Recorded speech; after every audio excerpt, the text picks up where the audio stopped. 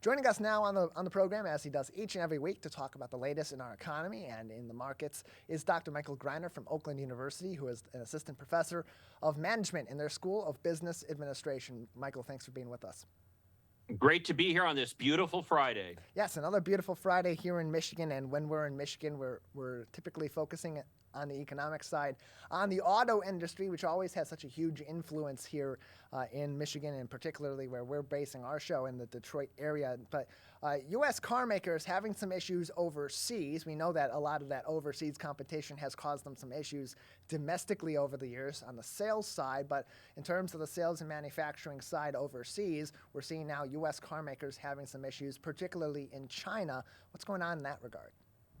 Yeah, that's kind of frustrating and bad news because really the decline has been pretty significant. I mean, just 2 years ago, we saw the U.S. automakers having as much as 61% of the market share in China.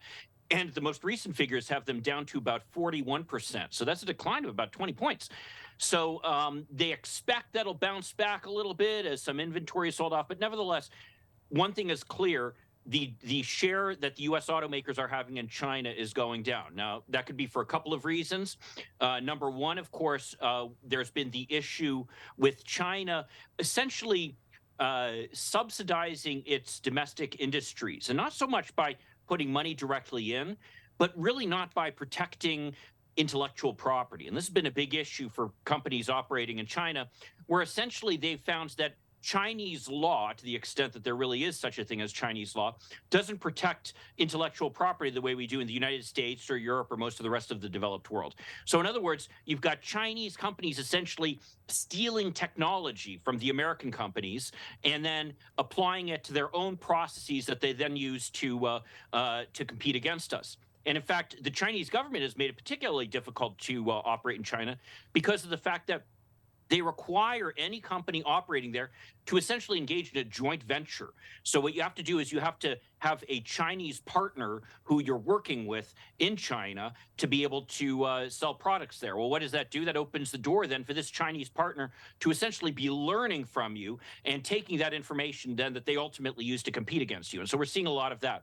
The other big thing that we're seeing, of course, in China is that in China, actually, electric vehicles have a much higher presence than they do in the United States. And the fact is, unfortunately, the United States still is a little bit behind the curve in terms of being able to compete on a global scale when it comes to electric vehicles. Right now, there are a couple of Chinese automakers that focus on electric vehicles. And of course, with the exception of Tesla, which is an American company, although they have a strong Chinese presence, these companies tend to have lower prices.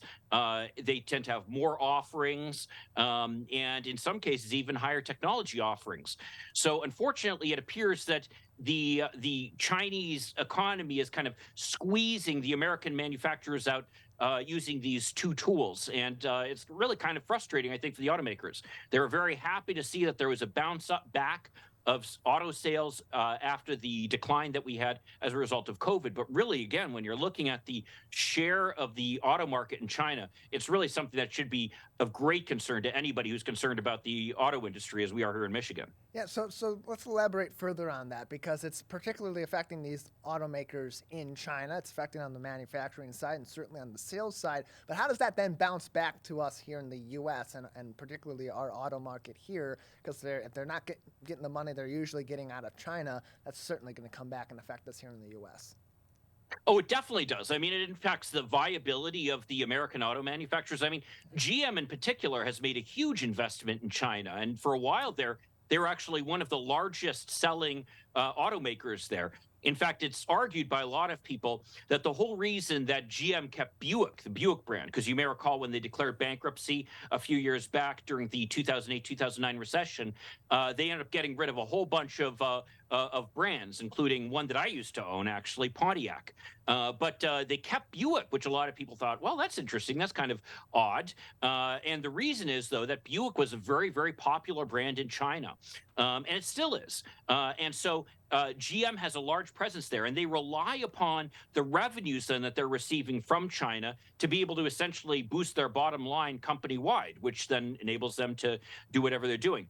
What's more is, I think also, and particularly when you look look at GM and when you look at Ford, they're making huge investments right now in transitioning from the internal combustion engines over to the electric engines. And as a result of that, they're having to invest a lot of money into research and development and developing new factories and developing new supply chains, that type of thing. And the fact that they're receiving less money than from China makes it harder for them to create those investments that will ultimately enable them to engage in that shift. So it's definitely something that's a big concern, I think, that all automakers are concerned about. And finally, we have to remember that a good portion of the even if the vehicles are assembled in China, a good portion of the parts then would be manufactured here, or again manufactured by American companies with overseas subsidiaries or overseas operations. And as a result of that, again, that flows down the whole supply chain, as we see that where less money coming in means just less money available for these companies to compete on a global scale. We're joined on the program today, as we are each and every Friday, for a discussion on the latest in the markets and the economy with Michael Greiner from Oakland University's School of Business Administration. On today's edition of the Megacast, more information on programs through Oakland University, including in their School of Business and Administration, can be found on oakland.edu. That's oakland.edu for more information. And now moving on, one of the great rivalries of our modern day, the Federal Reserve versus inflation, continues on. And once again, it seems like inflation may be cooling down, but it's only a matter of time before that heats right back up. So where is that standing? Certainly affecting us here in Oakland County and around the U.S. Yeah, well, we just got some good news last week, which showed that inflation did appear to be going down a little bit.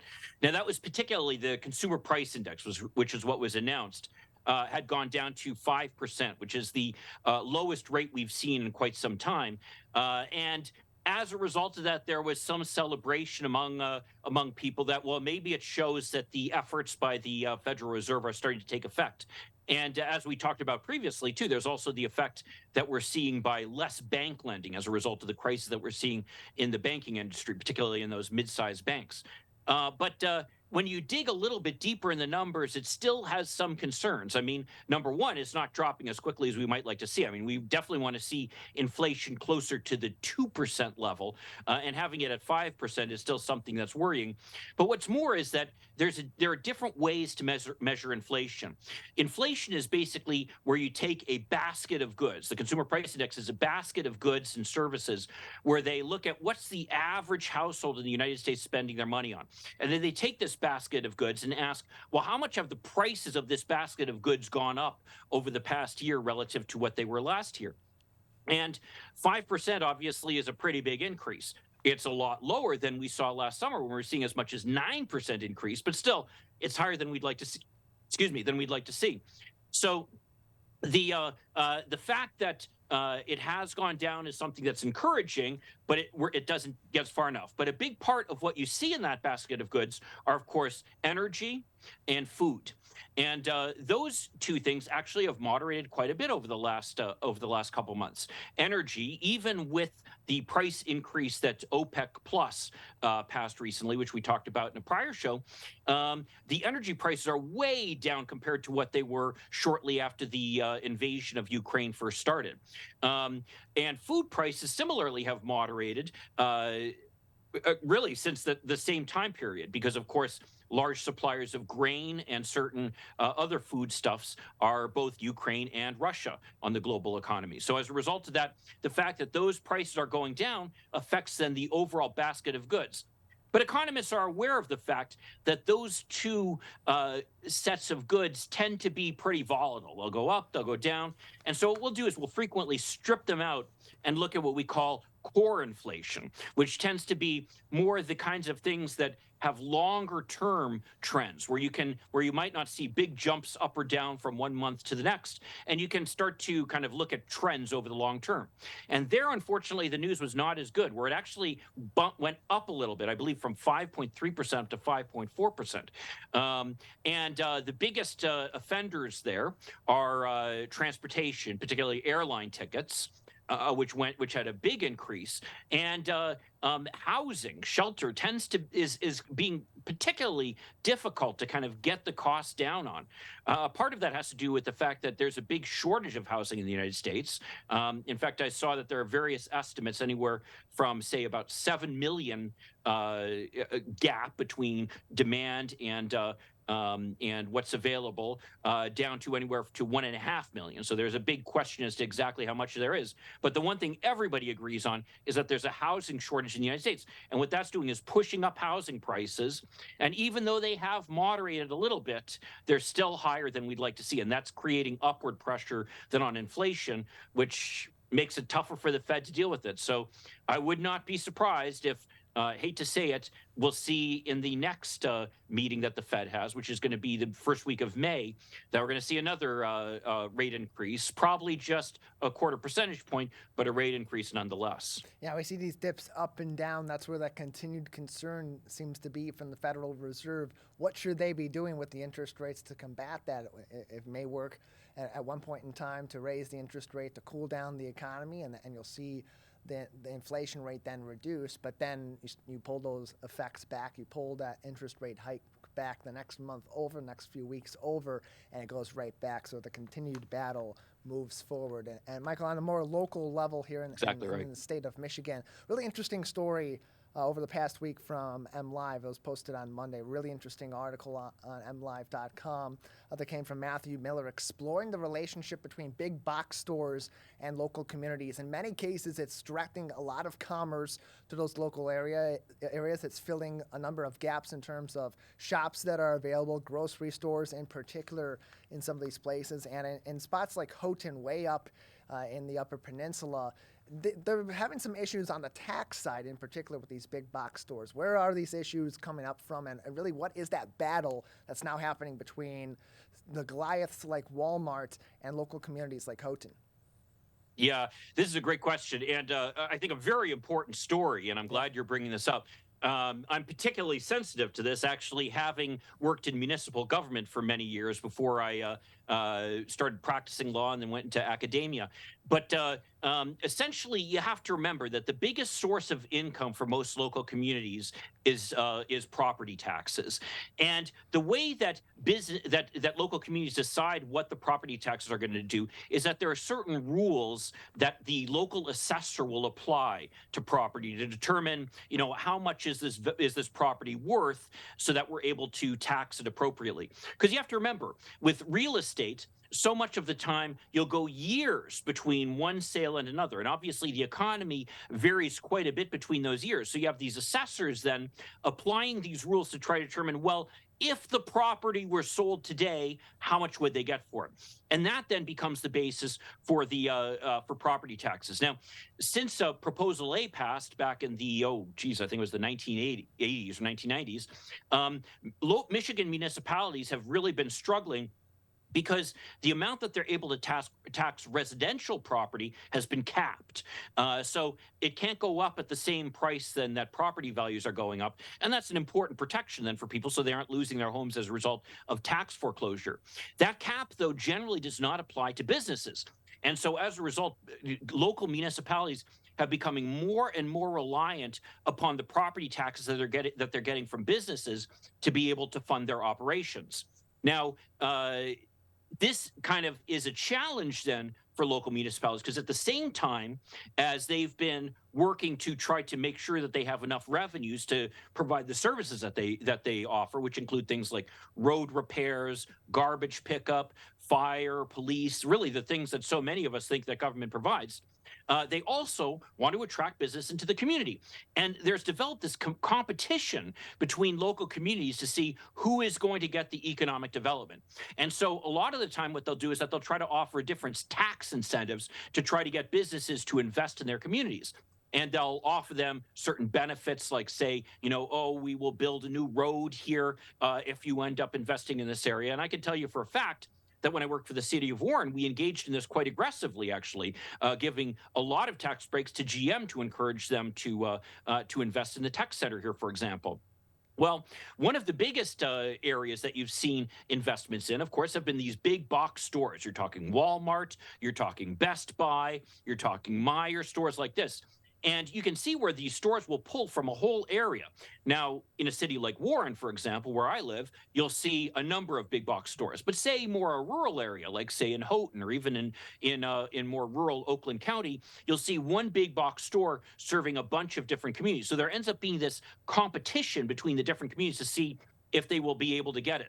Now, what we've seen though is that once this taxable value has been established, and the assessors then start to apply the rules as to how they're going to increase the taxes year over year, then you've seen the different companies that operate these big box stores actually appealing those assessments to what's called the Michigan Tax Tribunal. And what they've been able to do is convince the Michigan Tax Tribunal that that the property tax shouldn't be assessed based upon the ongoing value of the business. So as if it were Walmart being sold to somebody else, but instead that it would be sold based upon what would be the value of this building if it were empty, if there were nobody in here. And what the businesses have argued is that that's what would be the property sale if the business were to be, if the building were to be sold to some other operator, that it would be sold as an empty building, not as an ongoing business. And as a result, the Michigan Tax Tribunal has sided with the businesses on that. Now, you can imagine that the value of an empty store is a lot lower than the value of an ongoing business, say a Walmart or a Best Buy or a Meijer, for example. And as a result of that, these businesses are paying much, much lower property taxes than they would if it were assessed as an ongoing business. And this has been a real frustration for the local municipalities who have seen the income from these properties go down. Well, with Houghton, which you mentioned, we just have now a case that's become particularly interesting because of the fact that in an added twist, Houghton had actually negotiated with Walmart what would be the taxable value of this business in essentially, in exchange for the municipality making certain concessions to the business. So they kind of made a deal. This will be the value of the business that we tax, and in exchange, the city will do certain things for Walmart. Well, Walmart then, most recently, went and appealed that based upon this empty store theory, saying that, well, wait a minute, we shouldn't have to pay this high taxes. And again, that is an argument that the Michigan Tax Tribunal in the past has looked upon favorably. The difference here, though, is that Walmart agreed to this with the city of Houghton in exchange for certain concessions that the city of Houghton was making. And so as a result, what the city of Houghton is doing is saying, wait a minute, this isn't just a tax issue. This is a contract issue where we have an agreement here with Walmart. They said they would pay this amount in property taxes, and now they're trying to go back on that deal. So in addition to the Michigan Tax Tribunal appeal, there's also a lawsuit here. And I think that this is something that's going to be watched very, very closely by municipalities because, again, there's this constant tension that they have between what are we going to do to try to encourage economic development in our community versus what do we need to do to make sure that we have the revenues that we need to be able to provide the services that our community needs. We're joined by Michael Greiner from Oakland University on today's edition of the Megacast. That article from MLive is on their website. The title of that article, The Dark Store Theory, has cost Michigan cities millions, and it's facing new challenges. Really interesting story. I would encourage you to read that. And also, just finally today, Michael, last week we talked about some labor issues in particular that are happening in higher education, particularly at four-year universities like U of M in Ann Arbor. But some good news actually coming this week on the enrollment side from our local community college here in Oakland County at OCC, seeing enrollment remaining mostly steady, or if it's falling at a significantly lower rate than it is in most places across the nation. So tell us about that, and just why enrollment has seen such a dip across community colleges despite many incentives in states to attend at lower costs, and what OCC is doing differently. It's keeping those people here. Yeah, this is a great news story, actually, and I think it's something that all of us in Metro Detroit area should feel really good about.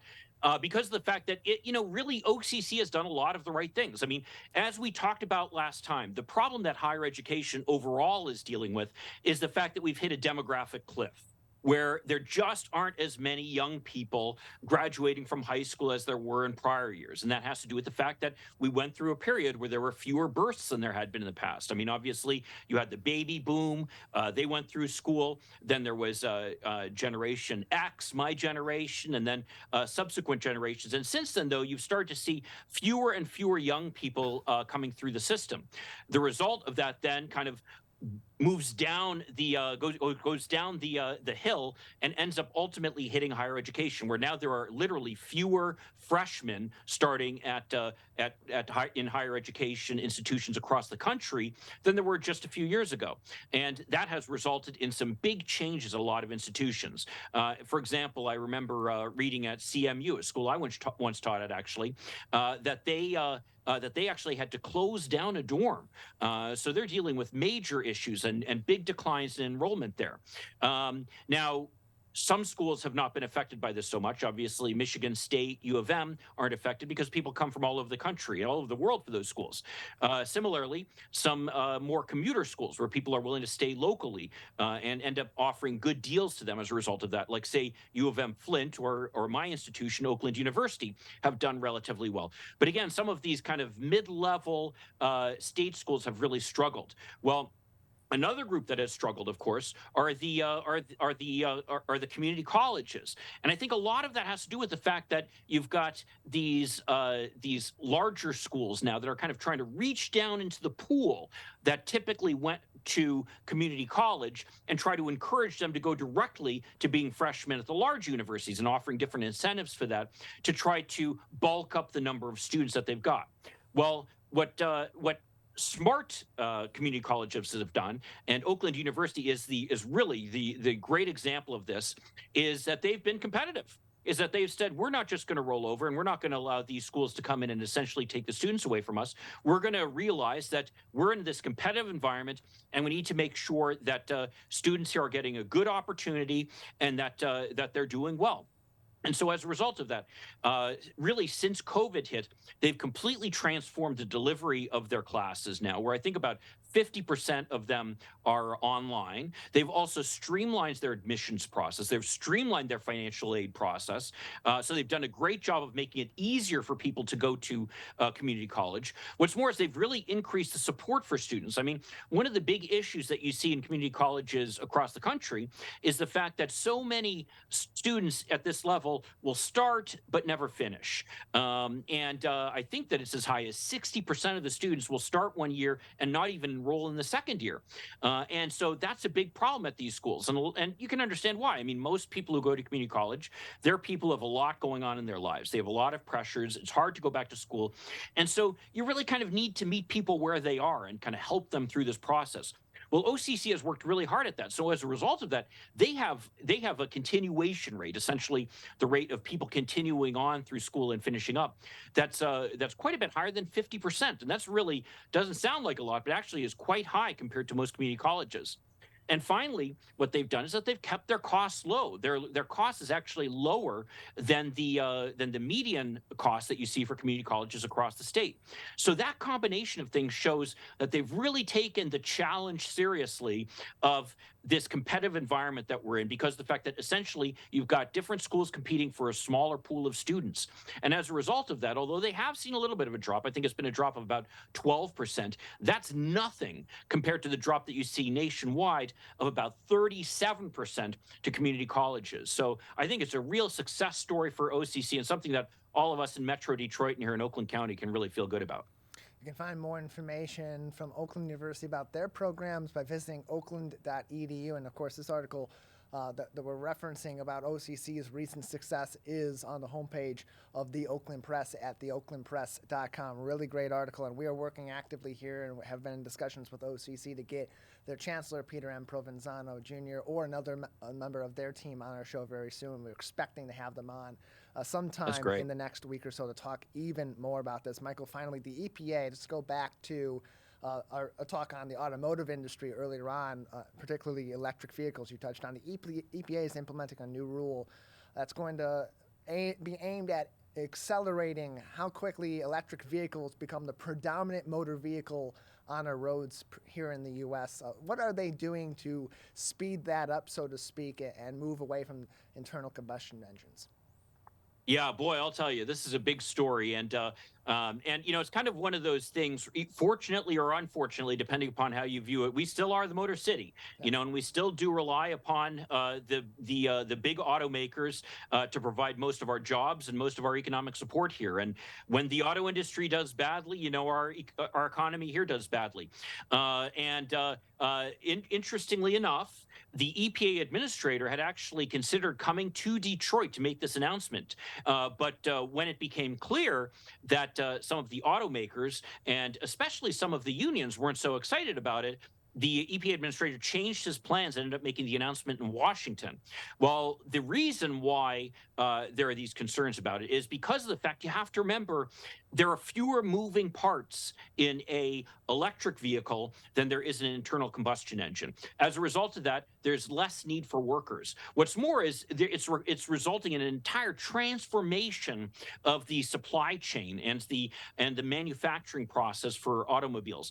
And what you're seeing with some of these automakers is rather than investing here in Detroit and Ohio and the Midwest, where they've traditionally been located, you're seeing some of these automakers locating them in the South. And in fact, I just read that the two states right now that are enjoying the largest investments related to electric vehicles are one Michigan, which of course is good news, but the other is Tennessee, which just shows you the challenge that the Midwestern states are dealing with in competing to get this investment for the electric vehicles. Well, as of a couple of years ago, there had been an agreement essentially between the automakers and the administration that by 2030, which we have to remember is only 6 years away now, that by 2030, a good half of the vehicles sold in the United States would be electric. Well, now, what's happening is the EPA is proposing a new rule that would actually increase that amount up to about 54% of vehicles, which again is an increase of 4%, but by, I believe, 2027, so even sooner. And that's going to create great pressure on the automakers to be able to comply with that. And, you know, it could result in layoffs among them. And basically, the way they're doing this, though, is that they're doing it through a process that's similar to some people who are involved in auto industry may remember the CAFE standards. What CAFE stands for is Corporate Average Fuel Economy. And basically, under the Clean Air Act, what the EPA was able to do is say, not specifically, oh, you should sell this percentage of vehicles being electric, but they could say that for your entire fleet of vehicles that you sell, that they need to have, on average, a certain fuel economy, in the case of corporate average fuel economy, or they need to have be on average zero emitting of carbon. Okay, and so the kind of when you do the mathematics there, you realize that this new proposal is going to require 54% of the vehicles to be all electric by the time we get to 2027, and I believe as much as 2/3 by the time we get to 2032. So you're talking big increases in electrification, and it's hard to imagine how we can get there so quickly. But you know, personally, you'll have to count me as a little bit of an optimist here, and I'm always an early adopter, and I'm kind of optimistic about these things. But I've just seen where these things seem impossible. But I have a lot of faith in the American business, and particularly in the American automakers, to be able to engage in this transition. I mean, they've been very serious, particularly Ford and GM have been very serious about investing in electric vehicles now for some time. They've already said that they intend to essentially have fleets that are entirely electric by the time I believe we get to 2035. So they're well on their way to accomplishing those goals. And the question is, are we going to be able to get consumers to buy them? Well, in my view, part of what we have going on here is one of those chicken and egg syndromes. And that's the cycle that I think the administration is trying to break here with this rule, which is that people say, oh, I don't want to buy an electric vehicle until it becomes more affordable and until there are more charging stations. While at the same time, the charging stations say, well, we don't want to build more charging stations until there are more people driving these electric vehicles. And the automakers say, oh, we don't want to build more of these vehicles until more people want them. And we can't lower the price until we're building more of them, because then we get the economies of scale. So you can see where all these things kind of rely on each other, and you need someone to step in and kind of break that cycle. And I think that's what the administration's trying to do here, say, look, you have to make this percentage of vehicles be electric. And in so doing, it's essentially going to force the hand of the automakers to start producing vehicles at a lower cost. I mean, we saw this, for example, with the corporate average fuel economy, where you saw the price of some of the smaller vehicles, the more fuel efficient vehicles, actually being sold at a loss to the automaker, because of the fact that they needed to have that average come down so that they were able to sell some of their more profitable vehicles. And I would not be surprised if we see the same thing happening, where you'll see the automakers become much more aggressive in their pricing for the electric vehicles to try to achieve this average of sales of electric vehicles relative to the internal combustion engine vehicles. And as a result of that, you'll see the prices really come down on the vehicles. And then what that'll do is encourage people to buy them, and then that'll encourage more charging stations, et cetera, et cetera, et cetera. And you saw where the administration has been very serious about this issue for some time now. For example, they passed the Inflation Reduction Act a couple of years ago, and that, despite its name, is really a climate bill. Very focused on trying to reduce the dependence on oil and fossil fuels that we have in the United States. So there are a lot of incentives there to kind of encourage people to purchase electric vehicles and to essentially create investments in things like charging stations and in manufacturing processes to make the different kinds of batteries. And what's more is also investments in research. Because you have to remember, everybody says, oh, we won't be able to produce enough batteries for this because of the fact that we just don't have enough lithium. Lithium's hard to get. But you have to remember, just a few years ago, lithium batteries didn't exist. Lithium batteries were the great new invention because they were so efficient. Well, I was just reading in another article where they were talking about how sodium is the next big thing in terms of batteries, and that actually both China and the United States are making big strides toward developing a sodium battery, which obviously would be much more easily accessible in terms of the raw materials, because what's sodium but salt? So as a result of that, I think that this is a great opportunity that we're seeing. It's just, whenever you see change happen, it's a scary thing. And unfortunately, I do think that it's likely to produce potentially layoffs throughout the auto industry. But the one thing that is good is we're seeing a big move by the state to try to encourage these investments here in Michigan. And also given the big automakers, that there is kind of this infrastructure here that's going to encourage more of it. So hopefully we'll actually be the beneficiaries of this rather than the big losers. Yeah, it's really, for the automakers, it's that balance of when do we, pun intended, hit the gas on moving from internal combustion to focusing mostly on electric vehicles. That's it's going to depend on government incentives, where the market for automobiles moves going forward, the ease of making those batteries, whether it is lithium or sodium or some other innovation that comes along, and then other factors in the world of electronics such as semiconductors certainly will also play a role going forward too. Michael, thank you as always for joining us.